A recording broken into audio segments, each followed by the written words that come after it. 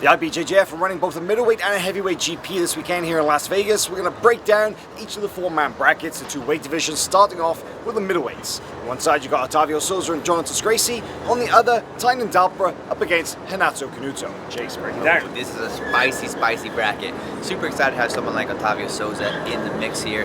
Veteran of the game, three-time world champ, taking on the young guns. A lot of fun there, but he has a tough challenge on his hand now. Yeah, so Otavio Souza, three-time world champion, as you said, going up against Jonathan Gracie, the up-and-coming Atos black belt, who has been getting increasingly good results, competing in both the lightweight and the middleweight divisions. But, can't count out the experience of Souza, who is the elder competitor in this bracket. I want to say 38 years old, but a wealth of experience coming with him. On the other side, however, two young guns, Tynan Dalpra, still almost right at that point now, the first year of his black belt career is almost up, and man, what a year it has been. He's been winning pretty much everything that he goes into. Most recently, of course, the 2021 IBJJF Pan Championships. But he's going up against Renato Canuto, one of the most dynamic and tricksy kind of competitors you could meet. Absolutely, this is a super dynamic matchup given Renato's high-flying style, but Tynan has this crushing pressure. Once he gets a good hold of his opponents, life gets pretty tough for them. So I'm curious to see if Renato can control the distance and make the game in his favor, or if Tynan just shuts everything down and takes over.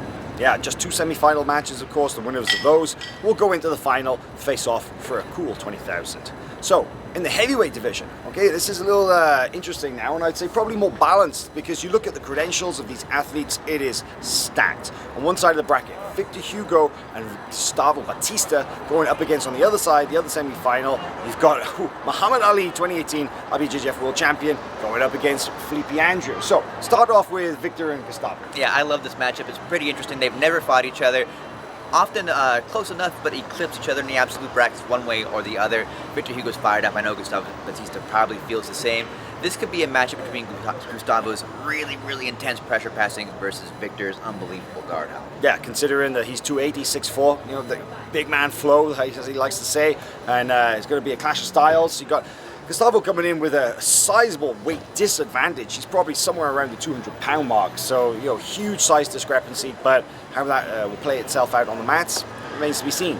And Felipe Andrew, Muhammad Ali, these guys have got history. I want to say that Felipe Andrew has beaten Muhammad the last couple of times that they faced off, but you cannot write out somebody like Muhammad Ali, who, remember, he lost something like 5 times in a row to Nicholas Marigali, right, throughout his career, from the color belts all the way through, and Nicholas used to beat him up.